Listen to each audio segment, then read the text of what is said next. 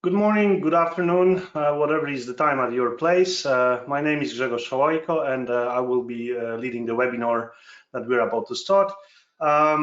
This is going to be a webinar about IPMA Project Excellence Model, combined with a little bit of information about the way awards work at IPMA. So we are actually going to have two topics today. One of them will be the model. The other one will be about the way the awards work, because these two things are kind of interconnected. So I see that we have quite a few participants already online, so I think it's a good time to start. And in this case, yeah, let's get started.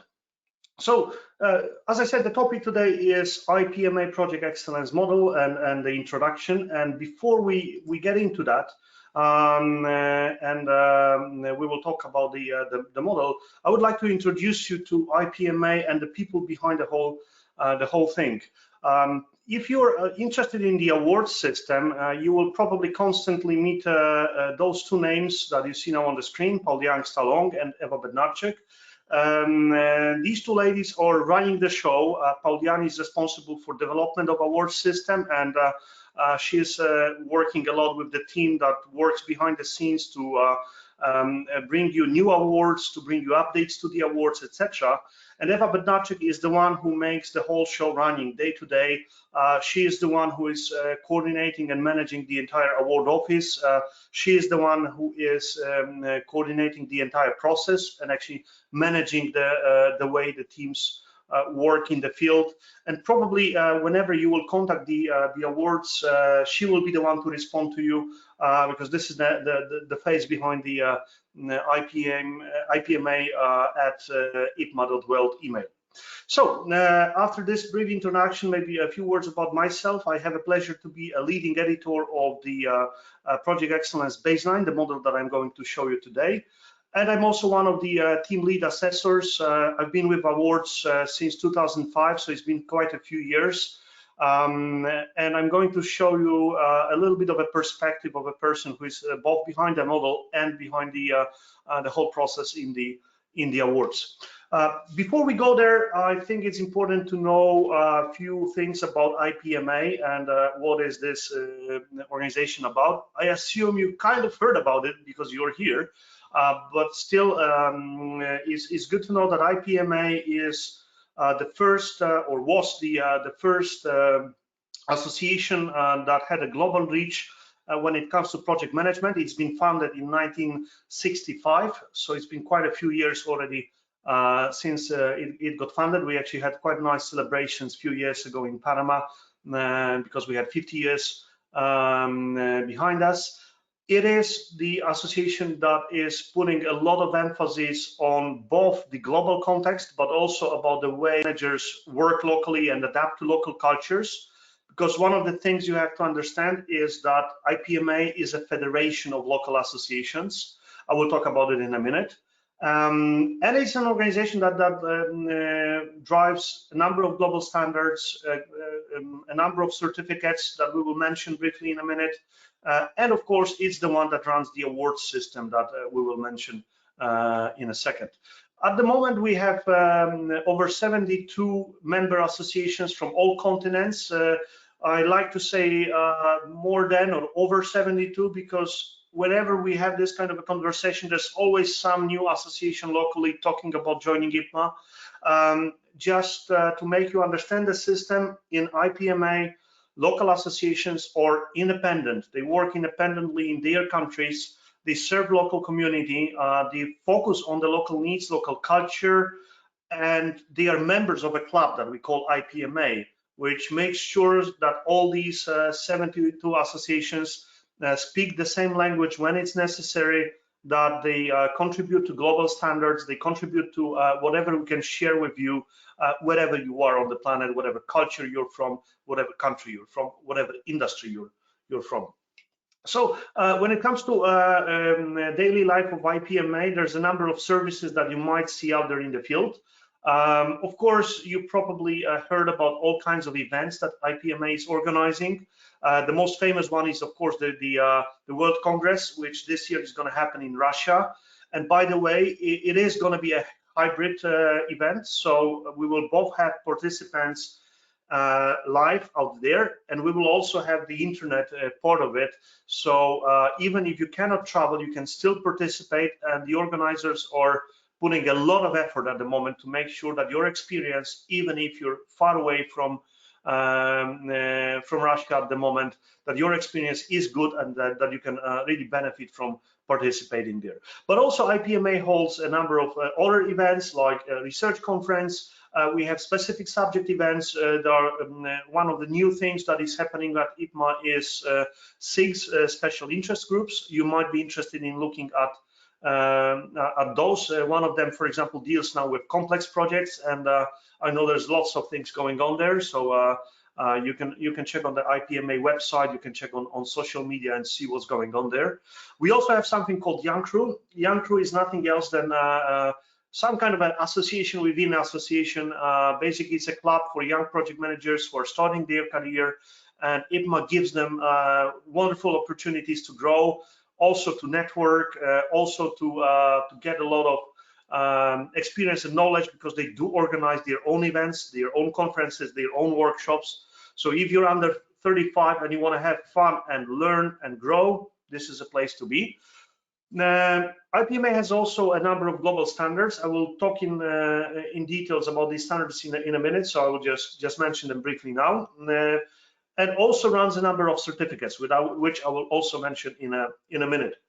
IPMA runs a number of communication channels. We have a blog, we have social media channels on Facebook, on LinkedIn. There's a YouTube channel that you can follow and see interesting material out there.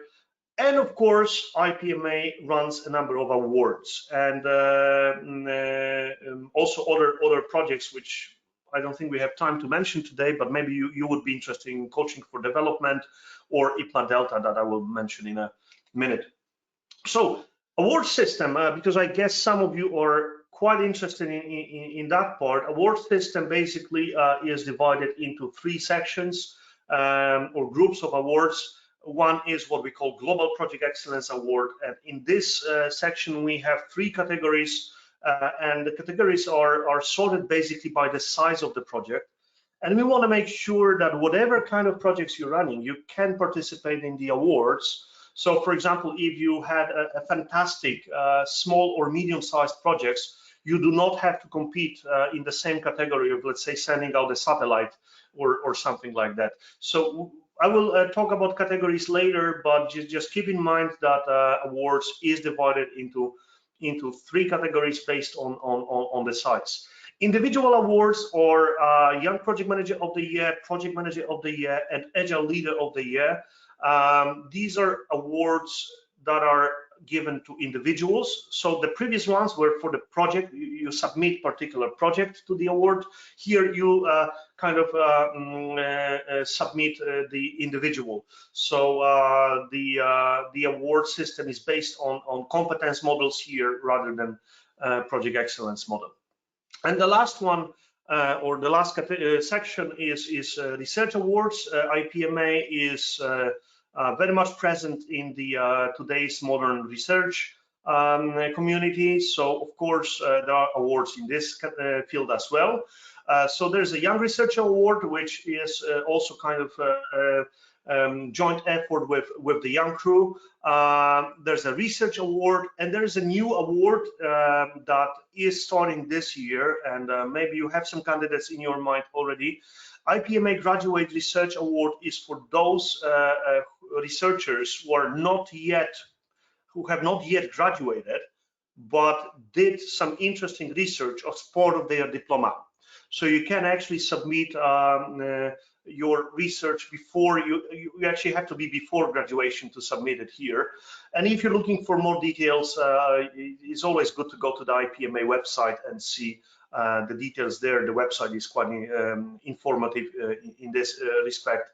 And of course, you can always email Eva at award@ipma.world, and you will of course get answers. So now coming for the standards that IPMA has. IPMA has 3 standards, and these are kind of the cornerstones of managed services. The first one is what we call ICB.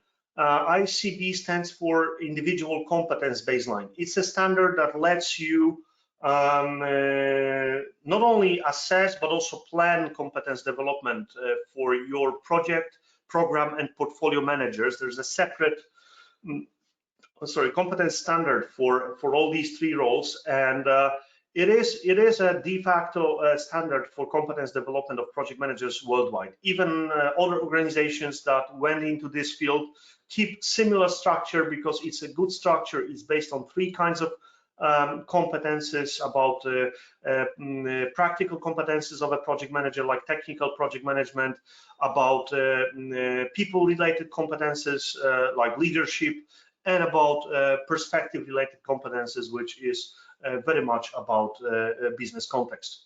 Second standard that IPMA has is the Project Excellence Baseline, and this is the standard I'm going to show you today.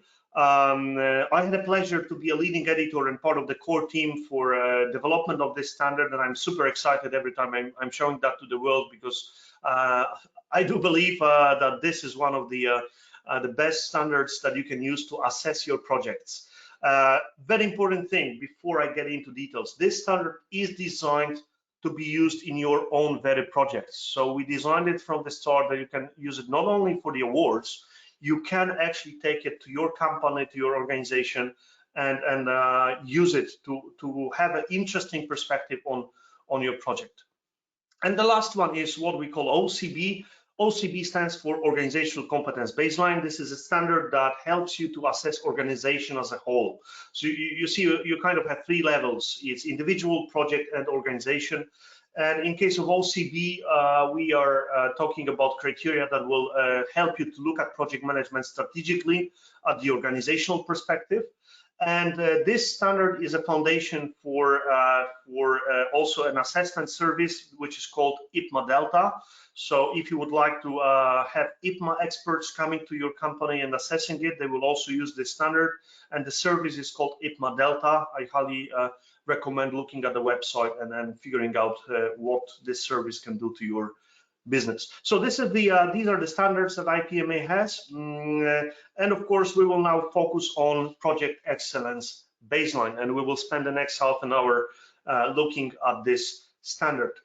So once again, Project Excellence Baseline is a standard designed for assessing project excellence in projects. So this is not, and I would like to highlight that it's not a methodology. It is not a body of knowledge.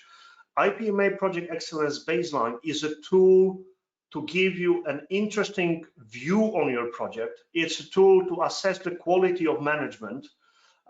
It's a diagnostic tool that you can use in your projects. Of course, you can use it creatively to do other things with that as well, but the intention was to create a standard that helps you in assessment. So that's very important, and I think you will see in the structure of the model that the PEB delivers the promise. It is designed for programs and projects, so it's not a tool for portfolios, but it is a good tool at the program and project level. And I would say the fun part is, if you start using it, you can use it to benchmark your projects inside the company and learn on a bigger scale. So portfolio managers actually can use it not in a way to assess portfolio directly, but by looking at the results of assessment inside portfolio, they can see what's the condition of projects on the big picture level. When it comes to the moments where you can apply the standard, it has been designed to help you in various stages of the project. We are using that commercially because I'm also a consultant, for example, so I will give you a little bit of a hint from consultant's perspective. When I work with companies that use this standard, that decide to use this standard, we are using that, first of all, before the project starts, to collect experience, because the structure of the standard gives you a nice framework for collecting experience from past projects, especially when it comes to experience about the leadership and the methods of delivery. We are also using that standard at the definition of the project, of a project stage, because at this stage, this standard gives you a fantastic tool to double check if you haven't forgotten anything, if the way you set up your project gives you a decent promise of delivering the business benefits. So out of all the places where the standard can be used, I like this one most, the definition of a project, because here I see super practical early warning signals that we get from the model that help us to avoid a number of situations in the future that could potentially derail the project. So it's a super practical moment to put this model into work. Of course, you can use it throughout the project. You can use it for continuous improvement because the model helps you to ask questions along the way, and that helps you to improve the project while it lasts. And I think this is one of the major concepts behind it, that we put a lot of emphasis on continuous improvement. We put a lot of emphasis on learning as you go. So we encourage companies to use that model as they go through the project, because that gives them a fantastic opportunity to improve the project and to put lessons learned in use already in this project, especially when it's a long one. And of course, you can use it at the end or past the end to do post-mortem analysis, either immediately after the project or a little bit later, which is actually what we do in the awards system with this model. And these are quite obvious uses of such a tool. So a few things about the excellence and the way we look at it. Because, you know, if you look at different standards on the market, the definition of what is excellent or what is good management, there are plenty of definitions. And what we've noticed when we've created the standard, and we had a lot of discussions about it, is that most of the definitions that we see on the market are broadly around, I would say, process excellence, understood as everything is well described, measured, whatever. So basically, if you use other approaches, in most cases, what you get is you bring in a lot of bureaucracy to the project, you bring in a lot of paperwork to the project, but eventually at the end, you don't get a better project. So we thought, okay, when we create a standard that helps you to assess and gives you hints about the improvement, we want you to think differently. And what do we mean by differently? In this case, we mean that for us, excellence is that you're constantly looking for doing things in a better way. It's continuous improvement. It's taking into account all the stakeholders in the game and making sure that everybody who joins the project leaves that place in a better shape. So what we want to see is excellence for us means is sustainability in terms of the results, in terms of improvement of all participating organizations and individuals, in terms of the condition of environment. And I'm not only talking natural environment, I'm talking also about, for example, business environment that stays after the project. So this is what we mean excellence. And we understand one thing, it's not a thing you design at one step and you can just, you know, follow forever in your life. When we speak about project excellence, we think it's a long journey. Think of it as a marathon. It's a 40 kilometers run where you have to constantly think, you constantly have to do things to keep on going for a long period. And for us, excellence is a never-ending story. It's a moving target that has to become a part of the organization's culture in order to make this organization successful in project management. And if you think about the people who might want to use Project Excellence Baseline, the list that you see on the screen is who we consider to be the main users or main beneficiaries of the model. So we will count in people such as senior management, and for them it's going to be a fantastic tool to look at the condition of the portfolio. Of course, you will have project and program managers who would get interesting feedback on the condition of their projects and programs. You will have portfolio managers who will use the results on project and program level to see the condition of portfolio. Of course, project offices, and I know a lot of project offices who are in love with this model because it helps them to create their own ways of supervising and monitoring the projects. and quite a lot of other people. I will not get into details because I want to spare time for the model itself. I can only tell you one thing as a consultant as well.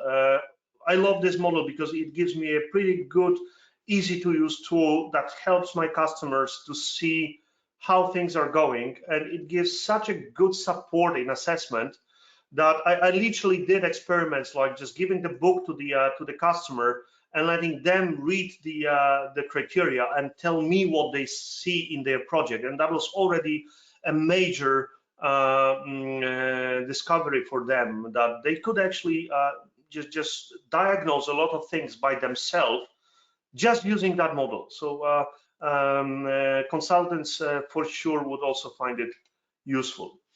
So this is how the model looks like, and what you see now on the screen is the main structure of the model, what we call areas.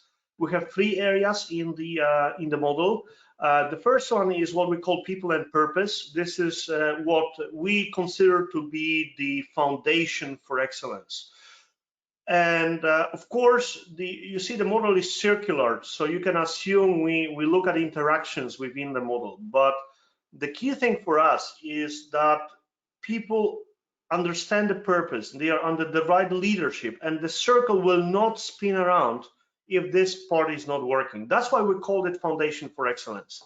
In our opinion, if this part doesn't work, the rest is meaningless. So I've been in a number of cases where we did commercial assessment of the project, and we found major findings in this area, and everybody just decided we don't go any further because before fixing the issues at the project, the people and purpose level, there's no point in looking at processes and resources, for example, or no point in looking at results if key stakeholders, for example, don't have a buy-in into the project itself. I mean, then the processes and results will be basically meaningless.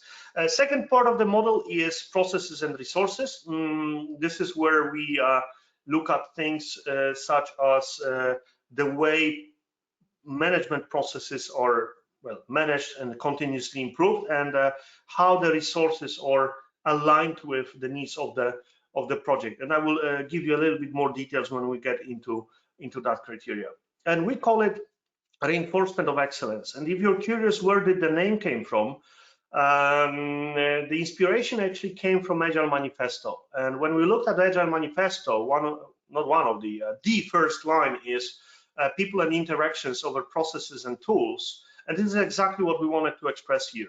So for us, the foundation is people and purpose, and the role of resources and processes is to reinforce those people in their journey for the results. And only then, if processes and resources help people to achieve the results, is only then when we see them as meaningful. And of course, the last part of the model is the ultimate proof of excellence, and we call that proof the project results. So of course, we want to see did the project achieve what it promised, because you can have fantastic people in the project, you can have complete buy-in, you can have fantastic processes and resources, but if the project doesn't deliver, we cannot call it excellent. It's just as simple as that. So for that reason, we have a separate criteria called project results, which we call proof of excellence, where we check what did the project deliver. And you will see we check it in a kind of special way. So let's get into the details so you could see what's behind each of the criteria. So right now what you see on the screen is 3 main criteria with its sub-criteria for the area A. So just to remind you, on this drawing, we are in people and purpose. So that's the first part of the circle. And inside that people and purpose, we have 3 main categories. So the first one is what we call leadership and values. Leadership and values basically is a criteria where we look at the leader's attitude. And you've heard me well, we look at attitude. We don't look at processes, we look at the way leaders behave and what kind of attitude they have, because we found that to be extremely important for the project success. And no matter if we're looking at the past 100 projects, over 100 projects that we analyzed creating this model, because we took projects from the award to create this model.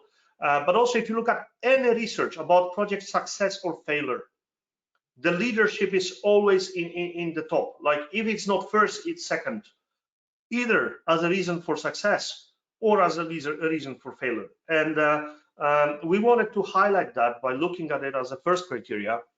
And if you look at the details, like, you know, A1A, for example, the first sub-criteria here, we check if these folks, whoever we talk leaders, and we talk project manager, sponsor, leaders below project managers, we want to see that all these people are actually acting as role models for others. So we don't want to see a situation when, you know, leader tells one thing and does the other.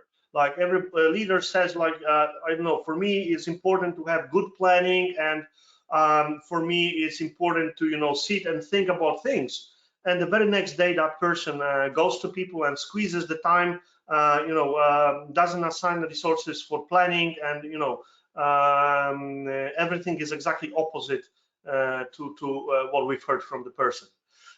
So the first one is the role models. Secondly, we look if they care for stakeholders. So what we're looking at is, first of all, what kind of stakeholders are taken into account, and what is the attitude towards these stakeholders? Are these stakeholders just, you know, treated in a manipulative way just to get what the project wants, or are these stakeholders truly engaged and integrated with the project? And even if stakeholders don't have too much power, does the project care if it changes their life, for example? So let's say if you're building something in a rural area of some remote country, and you realize local community has no power to oppose the project, but it changes the life of local community, we want to see if project really took care and really consider them as proper stakeholders. And of course, we want to see, and this is the last sub-criteria in A1, we want to see if leaders actually care about project results. It might sound funny to you. I mean, of course they should, but it's not always reality. Again, as a consultant, every single day I see cases where, for example, sponsors are actively opposing the project. It happens in real companies. We see project managers who don't even understand the project objectives. They are just executing tasks. What we want to see here is that all the leadership thoroughly understands what this project is about. They care about this, what the project is about. And also, which is super important, that they also care about adapting those objectives to changes in reality. So we don't want project to just, you know, just put everything in a concrete cast and just close their eyes and just execute. We want project to be observant. We want leaders to react to what happens in the environment, and we want them to be adaptive, but only adaptive to the point where they still care about the objectives. So this is a kind of the art of balance. And then the next criteria that we have here is objectives and strategy. You will see that there are three sub-criteria. The three sub-criteria here are managing stakeholders' needs, expectations and requirements, development and realization of project objectives, and development and realization of project strategy. And I will talk about all three as a kind of a sequence. So first, we want to see how project finds out what's needed. So how the project collects requirements, how project manages that process, how project deals with conflicting requirements, how project communicates their decisions about that, etc., etc. So this is the entire mechanics of requirement management and communication with stakeholders on the topic of requirements. Secondly, in A to B, we look at how does the project convert those requirements into project objectives and who is involved in the process. So we want to make sure that all the relevant stakeholders are actually invited to the table, and the objectives that we have at the end, they actually do represent the needs and expectations of the key players at the table. And lastly, in A to C, we want to see how the project develops and realizes the strategy for execution. So if you're curious, what do we mean by that? It's simply this step that you take after you know what is the objective and before you go into planning. So where you start having a concept how this project should be managed. Should we go, for example, agile, or should we go classic project management? Should we do hybrid? If hybrid, then what should this hybrid look like? What should be the setup of different players? Should we go partnership, or should we go customer-supplier relation here? So we want to see in A to C how this strategy is developed, how it links to the objectives, but also we want to see who is involved in that. So, for example, if you have a major supplier, let's say, are people from that supplier company, or are they invited to the table? Are you talking to each other? Or are you basically assuming that you will think the strategy and just, you know, push it on all the players? That's also part of the assessment process. And then the last part, A3, project team, partners, and suppliers. We look at the way project deals with all the people who actually make it happen. And you can notice that we have all sub-criteria under one umbrella, which is team, partners, and suppliers. Why one umbrella? Because in IPMA, not only we believe, we have proof in a number of projects we have analyzed that the most effective approach for all the projects is, or most of the projects, is what we call a one team approach. So where everybody feels to be a part of the team of the project. Don't get me wrong, it doesn't mean you have to do, I don't know, 2,000 people team building all of a sudden. No, what we talk about is about the way we perceive different players. Do we perceive them as somebody you should, you know, keep away from the project and just, you know, tell them what to do and forget about them? Or are you actually making sure that these people, these organizations that participate, do they feel as part of the whole endeavor? Do they really engage, and do they have ability to fully use their potential in the project context? And for that reason, we have three criteria that we look at.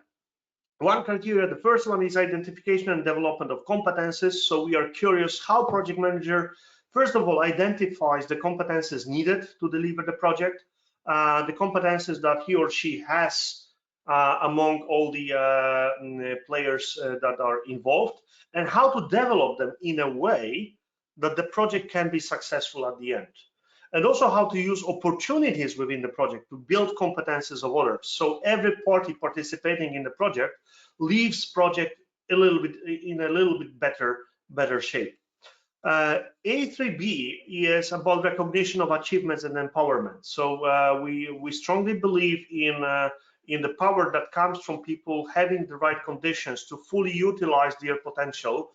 And we want to see how project manager actually does that. So does the project manager, first of all, create an environment where people can actually use their potential? Does project manager or other leaders, because you see, you will see in criteria all the time it says leaders. Do all the leaders notice that somebody did something good, and is that rewarded in the project? Not necessarily financially, but what I mean is it noticed, and do even people get feedback about the good stuff they did in the project, independently if they are a supplier or an employee or whatever. And the last part, A3C, is where we look at collaboration and communication. So we're curious about the way collaboration is established, about the structures, the routines, also about the tools around it, the process around it. We check who has access to information, what kind of access of information, who is involved in the communication, is the communication tailored to the needs of the stakeholders, etc. So we want to see that in this given context of the project, the communication model, tools, rituals, culture is aligned with the objectives that the project wants to achieve. So this is area A, and what we call foundation of excellence. Then we have area B, and in area B you can see on the screen there's far less in the model because we don't need more. And let me explain what are we looking at when we assess area B. In area B, we assess two criteria. The first one, we look at how project management processes and resources are managed. So we ask questions like, how do you know that, for example, the way you schedule your project is a good practice in this case of a project? How do you know if your method of, let's say, financial management is the right one for this very project? So we don't have any prescribed model how management should look like. What we're looking for is, does the project manager and the rest of the leaders in the project, do they understand the needs for the project, and did they tailor project management accordingly so the project can achieve what it's created for? And we also check, are the resources that they have aligned with that? Because if you say, I have a wonderful process, oh, but I don't have resources, I don't have time to perform the process, what we say is you don't have a process. Because if you want to claim that you have a process, you need to have both the process itself, but also resources to perform it. And we're looking at both at the same time. And secondly, we want to see if the project recognizes all other key processes that are needed for the project to happen. Just to give you examples, if you're in a software development project, the software development itself can have a number of processes, like coding standards, like testing automation, like the deployment process, like configuration management, etc., etc. We want to make sure that project manager recognizes which processes are needed down there on the execution level, and are these processes managed, continuously improved, and are these processes relevant to what the project wants to do? Same if you have, let's say, construction project. You have processes like different technological processes. You have legal processes around the all kinds of permission management, etc., etc. So we want to make sure that project is consciously managing those processes and aligns them to the project needs accordingly. So that's area B, processes and resources. The last part, and just before I go to the last part, those first two areas, so people and purpose and processes and resources, when we assess those areas, we primarily look at PDCA model. So we're looking at continuous development in those areas. So we want to see the full circle going on here. So we want to see, first of all, that the project is consciously, deliberately choosing the ways they are doing that. Consciously choosing, I don't know, the style of leadership, the style of communication, tools for communication, the way you engage stakeholders, the way you manage the project. So this is what we call by plan, that you consciously make decisions about doing something in a certain way. Secondly, we want to see that project actually tries to do it. And we want to see the buy-in here. So when you look at the details of the model, you will see that in assessment tables, we actually ask a question about do all the stakeholders buy into that, and are they actually doing that? Because if they are not doing that, there's something wrong with the plan. Then we see we want to see if the project is reflective on how they are managing themselves. So we want to see if, let's say, leaders are looking at their leadership style and trying to improve it. Or project managers looking at the project management methods and continuously check if these methods do the job. So we want to see those monitoring systems in place, and not necessarily as super sophisticated systems, but we want to see that the project has a culture and a systematic approach to look how it's doing things and to decide what is there to be improved or done better.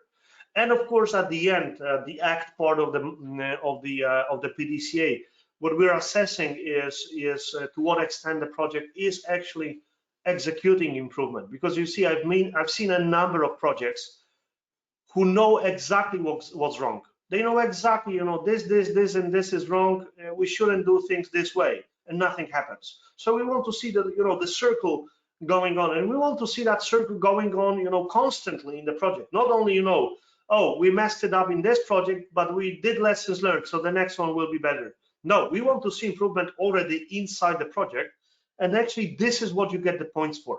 You get that for this continuous strive to do things in a better way. Okay.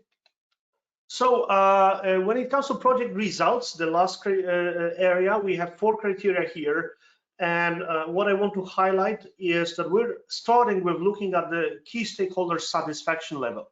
So we will look at the satisfaction of customer, we will look at the satisfaction of team, and we will look at satisfaction of other stakeholders like local community, suppliers, partnership companies, etc., etc. So for us, even if you deliver the results, but your stakeholders are not only unhappy, they are even maybe angry at you about the way you did it, for us, it's not a successful project. For us, the project is successful when it both delivers the results and leaves the stakeholders in a good shape and preferably happy about the project. And this is the first thing we check in the results. And let me tell you one thing. I've seen a number of cases where we had, for example, customers of the project who did not get all what they wanted, but still being extremely satisfied by the way project was led. And their satisfaction level was high because of the way they've been treated, because of the way project was managed, sometimes despite very difficult conditions. And we prefer this scenario than another scenario where we have stakeholders where, for example, the customer got exactly what is in the specification, but has been treated all along the project the way. They don't want to do anything with that company anymore because of the way project was managed. We don't want to see that. And the model is designed to pick those situations. And of course, you have C4, the last one that you see on the screen, project results and impact on the environment. And then we look at those, hard measures like, did the project deliver all the artifacts it promised? What were the costs? What were the the deadlines kept, etc., etc. So this all happens in C4. In C4, we are also looking at what we call results beyond project objectives, which is nothing else than results that I like to call them are kind of byproducts of good management. So because you managed this project so well, for example, a number of people got promoted. Because you managed this project so well, you established a new standard in the industry. So we're also looking for these extras, not as a gold plating, not as a scope creep. We want to see like a natural byproducts of good management here. All kinds of new standards, people being promoted, organizations getting into new markets, etc., etc. And if you're curious how the scoring works, of course, we don't have time for the full introduction to the scoring model, but I just wanted to highlight one thing is that the model is letting you to score at various levels. So from very detailed level, like here the black letters, the black sub-criteria, this is what gives you the score on the lowest level, and then they are combined into sub-criteria, and then they are combined to the areas. What you might find interesting here is that there is no single number at the end, and this is extremely intentional. We intentionally never, ever, ever give you anything like an average score. Why? Because a single number wouldn't tell you anything, while the profile of the project tells you a lot. Let me show you how it might look like. You might get a profile like this, and this profile tells you something like this. The project is having decent processes. It's managed in a very process way. It has decent results because one thing to clarify, 50% of the score is when you do the project by the book. So it's very good result. The rest is for excellence. This is really for like, top-notch projects. So in this example, you have excellent processes. The project delivers, but it has issues with probably with leadership and with sense of the purpose. So in this case, the model will give you hints, and also you will actually get it in the report from the assessors. It will give you hints like, okay, guys, maybe your business is doing fine today, but if you have a major disruption, for example, COVID was one of the good examples. If your entire project portfolio has a profile like this, you will have issues with adaptation, with reaction to change, etc., etc. But you will have very optimal scenario in something that doesn't change if you can go on for years doing it the same way. If you get a profile like that, you get the exactly opposite way. Most startups, their projects look this way. They have a fantastic involvement of people, very good sense of purpose, fantastic leadership, but they lack structures, they lack processes. And again, model will not tell you, oh, this is bad. Model will just tell you, okay, if your profile looks like this, what we tell you is you might have an issue with scaling up, for example, because having no processes and no structures and only be putting all the effort on the arms of heroes you might have problems with growth, and if you want to grow, you need to address the middle part of the model. And of course, at the end, we want to see projects like this, which is nice, balanced, etc., etc. So this is pretty much how the model looks like. When you take it into your hands, what I would strongly suggest you to do is to look at, because you can actually download this model for free. If you go to IPMA.world's website, there will be a tab that says projects, and inside projects you will have a link that says Project Excellence Baseline, and you can get to the store. You can buy a book or you can download the model for free.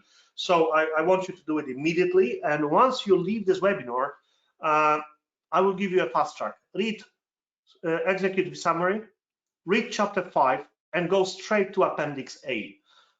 This way you will get a very quick journey into using the model, I would say after 1 hour, because you will see in Appendix A, you will get a lot of benchmarking hints that you can already start putting against your project and see how things are doing on your side. And if you participate in the award, the nice thing is, actually there was a drawing here, you get a nice score sheet. You see there's like a page with blue squares on it. It's a detailed scoring report, and you also get a written report, because one of the benefits of participating in the award is that your assessors will give you a very detailed report based on the model criteria. Why did you get a certain score? And you can start with the scores, see where something worries you or where you see area for improvement, and then go straight to the report and see what's behind the number. This is the way we work. That's the model, and that was all I wanted to tell you about Project Excellence Baseline. I want to use the last 10 minutes to get you through the awards system, because I believe some of you joined this webinar to participate in the competition. And the competition is basically an answer to a very simple question. How do you recognize the success of your project? How do you know it was a successful project? You actually know it because you put it against the others in the competition. And as I mentioned before, we have a number of awards. And if you have a successful project or a program, what I would suggest is that you focus yourself on Global Project Excellence Award and one of the 3 categories. We'll talk about them in a minute, and participate in the system. The award, the Global Project Excellence Award, it runs for years now. I mean, it's been started in 2002. So many years ago, we have, this year it's going to be almost 20 years of experience in hands of assessors and people who manage the award. I personally have been with the award since 2005, and I can tell you it's been a fantastic journey. We've learned a lot in that journey. And the award is based on the Project Excellence model. So the model that I've shown you will actually be used to assess your project in this award. And it doesn't have any limit on the type of the project. You can have a social project, you can have an industrial project, you can have change management project, etc., etc. You can submit it for the awards. We have all kinds of projects participating, and your project will surely find its place there. We also have global individual awards. They've been founded 10 years later than the global one, and we have tremendous feedback from the participants also about this system. And these are for individuals. So when you have a particular individual in mind that you would like to put into competition, this is the system for you. And this time it's based on ICB, so not the model I've shown you. It's about the competence model that we use for assessing the individuals. And it's very much about innovation in project management. So what that person contributed to project management, either on the industry level or country level or globally or whatever. We already had 22 applicants last year, and all of them told us it's been fantastic experience, great opportunity also to get feedback in the process. And if you're curious who participates in these awards, we have all kinds of companies. We have big brands like GE, Siemens, Sberbank, ABN AMRO. We have smaller brands, for example, like Civeco. I like mentioning Civeco every time I see those slides, because Civeco is one of those smart, medium-sized IT companies that use awards to show that they play in the league of the big ones. They actually have been on the stage number of times, and I know for sure because the CEO of the company keeps telling us that he has used the awards a number of times just to prove to their potential customers that they are playing in the same league as the big ones, because they do have excellent project management. So that's also a hint for the smaller ones among those who listen. We're distributed geographically all across the globe. You can see majority of the participants come from Europe, but we also have a lot of Asian projects, Middle East projects, North American projects. Australia is growing recently. So we have global presence. We are now working virtually when it comes to physical visits to the project. So now it's even easier for you to have that award coming to your project wherever you are on the planet. What comes together with global reach of the award, what I wanted to highlight here is that we also have a global reach of assessors. So every time you get assessment team to look at your project, it's an international team with a broad experience coming from all kinds of countries and continents, and we make sure that your project is seen with eyes of different kinds, with people from different industries, different locations, different cultures. So that's also opportunity for you to have this kind of a global look at what you're doing in your business. Just last year's winners, just to show you the kind of projects that take place. I will not read the slides, you can do it for yourself, but this is the kind of projects that were on stage last year. So you see airports, you see a large IT systems, you see railways, you see power plants, you see oil and gas installations, lots of different projects that took part in the competition. If you're thinking about the reasons why you should apply, the first thing that comes to my mind is just tell the world. I mean, if you're super proud of your project, it's a great opportunity to just shout out and say, hey, we're here, we did something wonderful. Let the world hear also about good projects, because as project manager, frankly, I'm tired about the bad news about projects. Every day I open a newspaper, there is some delayed project, there is some project that went over budget, there is some project that didn't deliver. I want to hear about good projects. And if you have one, our job at IPMA is to put that project on the stage, to make you and other project managers to be proud that things can be done well. This is the reason we actually run this award.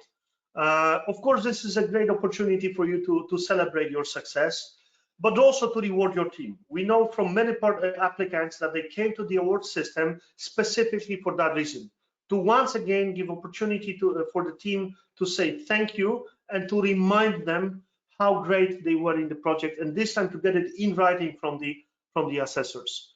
Of course, the whole system lets you meet a lot of interesting people, starting from assessors, the judges, also when we finally get into conferences, you meet all the community that I will talk about in a minute.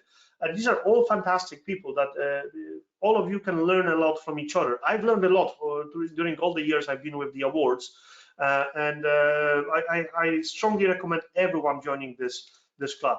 And of course, you join a very special club. It's called Award Winners Club.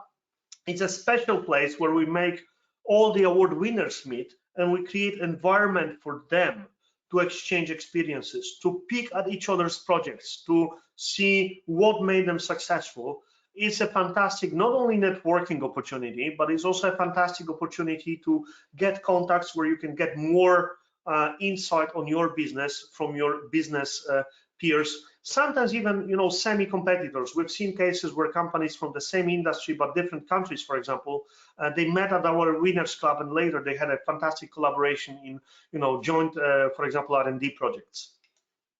And of course, you learn a lot in the process, because we've designed the process the way that you get a lot of feedback. One of the outstanding points of our award system is that at the end of the process, you do get a very exhaustive feedback about your project. You learn a lot from the process itself as well, because we make sure that assessors that work with your project, they ask the right questions, and they also help you to look at the project in a different way. So it's a fantastic learning opportunity, and of course, independent assessment is just a cherry on the top. You will get these slides, so just to make sure you will get these slides. So just looking at the time, I will not read the statements from our applicants, but I do encourage you to open the slides later and read what is written on this slide and on this one and on this one, because these are real life participants of the process, the applicants for the award, who are extremely happy, and they share with you what the award meant for them. And this could be also a selling point for your managers when you want to go to your managers and ask, okay, give me the budget for doing that. So you will find that in that material. So if you want to participate, what are the next steps? First of all, just one important thing: participation in this award is a project. It does require some work on your side, so we want you to treat it as a project. So we want you to define it as a project. We want you to make sure that your team understands what is the model and what are our criteria. We do run webinars occasionally. Probably this one is going to be also published on YouTube. So make sure your team understands what this competition is about, and then put time to write the report, because report is a starting point for the whole process. And if it's well written, it gives assessors opportunity to see where your project shines, to see where your project has strong points, and to dig deeper into that, to see the big picture. The large and mega sized projects, you do get a site visit. This year is going to be virtual, but it is going to happen. So we will have extensive interviews with your project stakeholders. And what I strongly suggest is that you also treat that event as a project, because if you have a very well prepared site visit, it has a number of benefits. First of all, assessors have a chance to see how wonderful you are. Secondly, we have a chance to collect enough information for the judges to understand why this project should be a winner. So the better the site visit is organized, the more chances you have to get with your message to the judges through assessors' hands. And of course, at the end, we have a party, so just plan for that. This year, the gala is going to be virtual, so we want to make sure that everybody across the globe can participate in the virtual gala. We did it last year. It was a fantastic event. And this year, we're going to make it even better. So just get ready with your cocktails, and hope to see you on stage.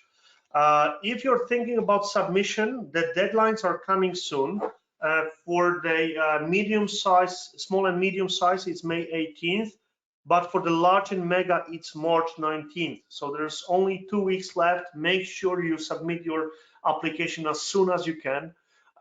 You have all the details about the process on our website. So if you go to IPMA.world, go to projects, awards, everything is there, including the calendar for the award. So you can book the dates early, and you can also plan your project to participate in this award in a good way. What you see now on the screen are the steps. Unfortunately, we're running out of time, so I will not get through a very detailed description of these steps. You have them on the website. The key thing here is the submission of the report. It's May 18th. Just watch the date so you don't miss it.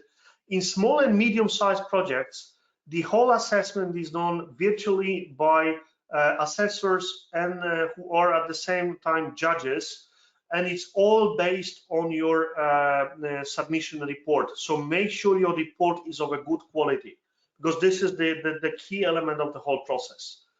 In large and mega-sized projects, the process is slightly different, because after you submit the application form, you submit the report, but then we also have a site visit. So here the key is a combination of a good report and a good site visit to make sure that we collect the right information about your project. And very important thing in this case, I mean, it's in both. You receive at the end a feedback report. So the more you show us during the process, the more detailed and practical the report for your organization is gonna be. If you're interested about how much it costs, all the details are again on the website. You also see them on the screen.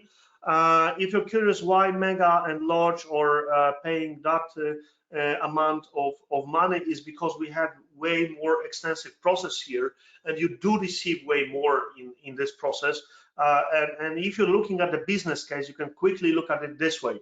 Large and mega sized projects, they get 5 experts from across the planet to look at your project for 3 days of site visit and for a number of days of discussion and report writing. If you would like to pay for that service, that alone would be way more than 9,000 euros. And we pick really top people to come to your project. In case of medium and small size projects, we picked the price this way because we want the price not to be a barrier. We want you to, if you have a project you're proud of, we want you to participate. So we lowered the barrier. We made the process easy because we want you to come with your project and let us show it to the world. So that's the reason we have this kind of a structure in pricing. So and all the details, of course, are on the website. I think I will skip the categories. Just wanted to highlight a few events before you go, because I see participants disappearing now. Probably you have different meetings. So book your time in calendars. This autumn, St. Petersburg, we have a fantastic congress in Russia. Is going to be a hybrid congress, so both live participation and virtual participation will be possible. Organizers are putting tremendous effort to make this work, and I know a little bit behind the scenes, and I'm very excited myself to participate in this process. Next year it's going to be Japan, Tokyo. This is where your people can stand on stage, and in 2 years it's going to be Copenhagen, and this is where your projects can shine. So even if you cannot participate this year, next places are also fantastic to stand up on the stage and show your project to the world. So that was everything for today. Thank you for spending this hour with us. Thank you for your attention and for your interest in the awards and in the Project Excellence Baseline as a model. Just to remind you, if you're curious about the model, you can go to IPMA.world projects, and you will see a tab that says Project Excellence Baseline. You can download the model for free. Feel free to use it in your organization. It's designed for people to use it in the field. If you're curious about the awards, again, go to IPMA.world website. The best is if you go straight to awards.ipmaworld, you will go straight to our dedicated website and you will find all the information there. Thank you very much for today, and I hope to see your project on the stage, and I'm super excited to see what kind of projects will come to competition this year. Have a wonderful day.